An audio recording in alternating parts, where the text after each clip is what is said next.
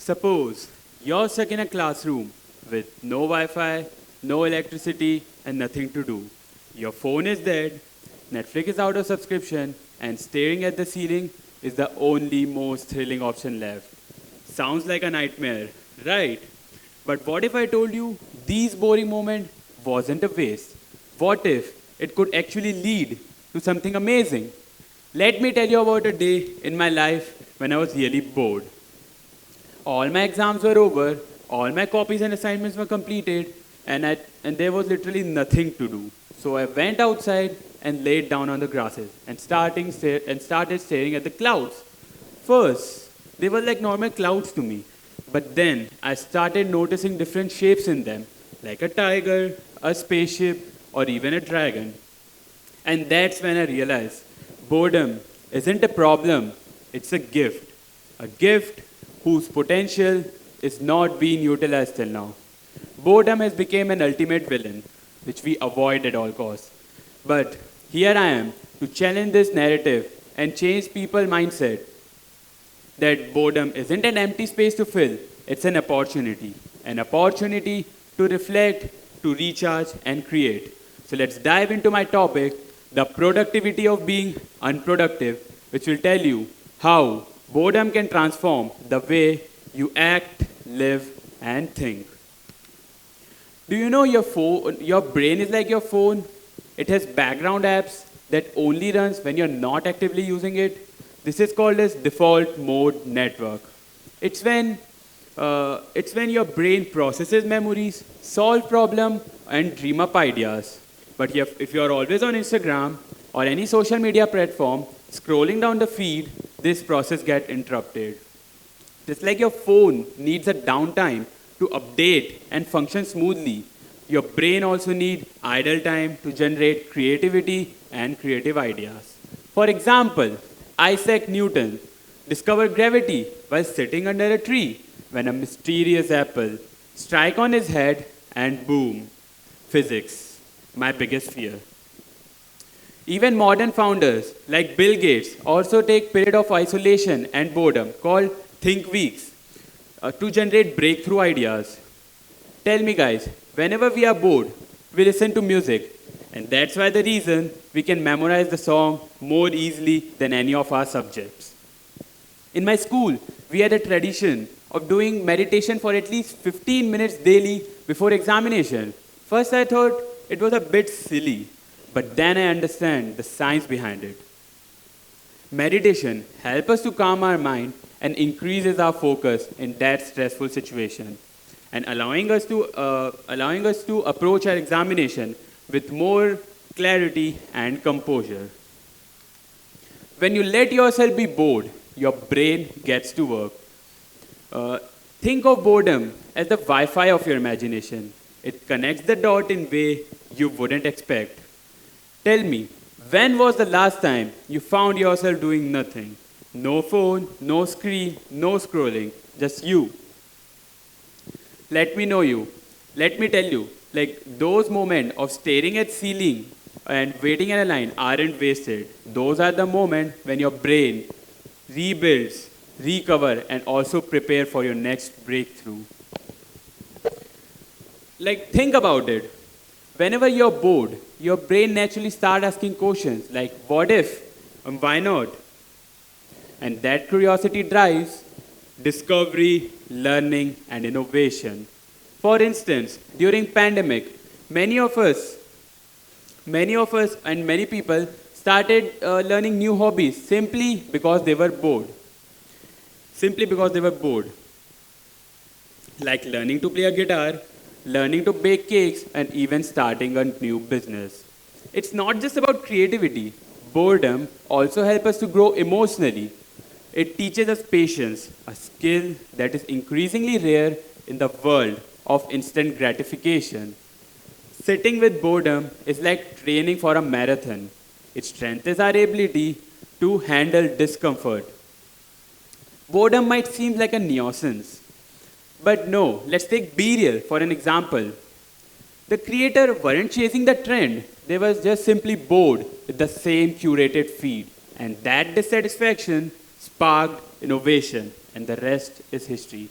Think of boredom. Think of your brain as a garden, boredom as the sunlight and water. It needs to grow ideas.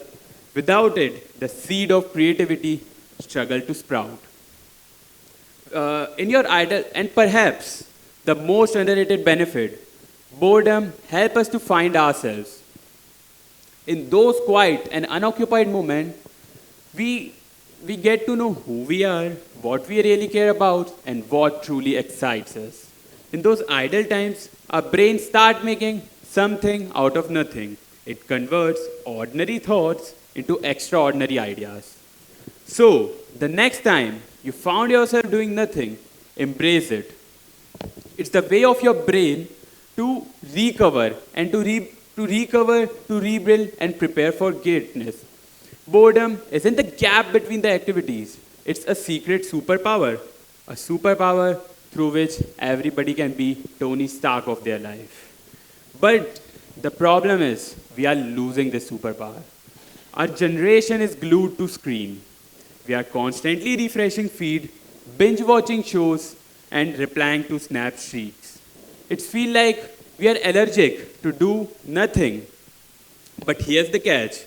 When you're always bored, when you're always entertained, you lose the ability to think deeply.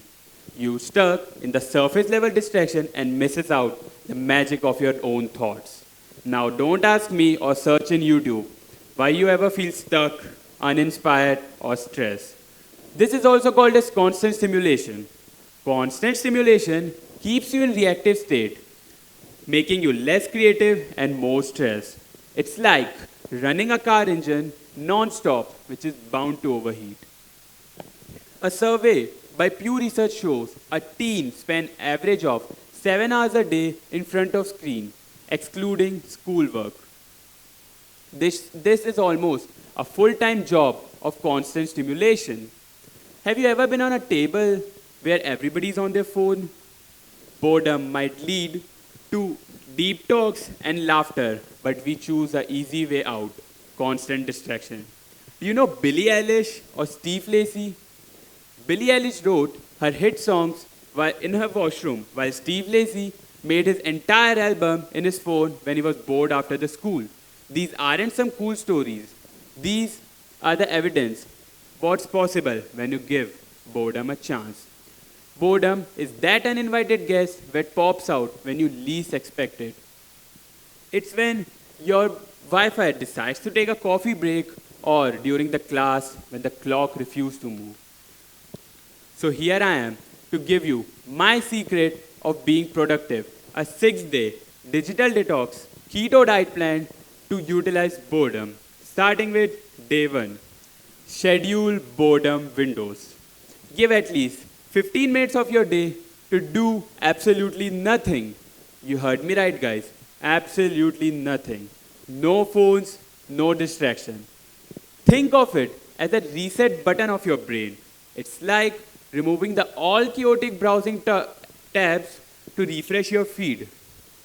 And trust me, guys, your brain will thank you and me too. Because sometimes disconnecting is the best way to reconnect with yourself, your hobbies, and also people around you. Day 2, delete that app. You know that one app that always leads you to unproductive habit? For me, it was some social media platform. And honestly, it was hard. But trust me guys, seeing no new notification on your lock screen is totally worth it. Day 3, teenage special, the shower thought experiment. Shower is the place where all of us become a philosopher, a singer, or even a motivational speaker. But here's the challenge. Spend your shower time brainstorming. No music, no podcast. Just you and your thoughts. Why? Because those moments, like a perfect Instagram caption or the best comeback of your life in the argument you had 2 days ago, often strike in these moments. Day 4, let boredom spark idea. Do you know a fun fact?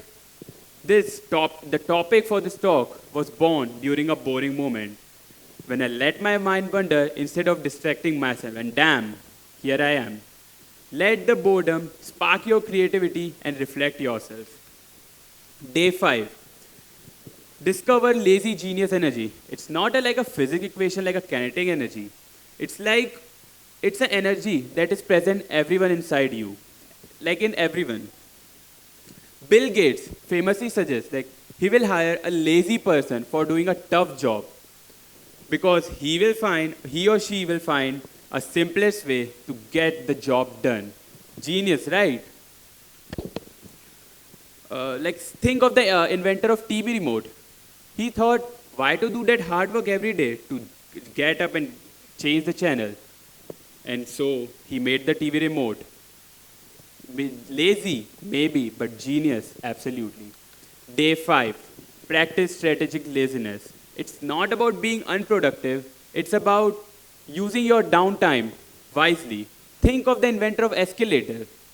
He probably sees the stairs every day and asking himself, why to do this hard work every day? And boom, innovation happened. Now bring it a bit closer to your home.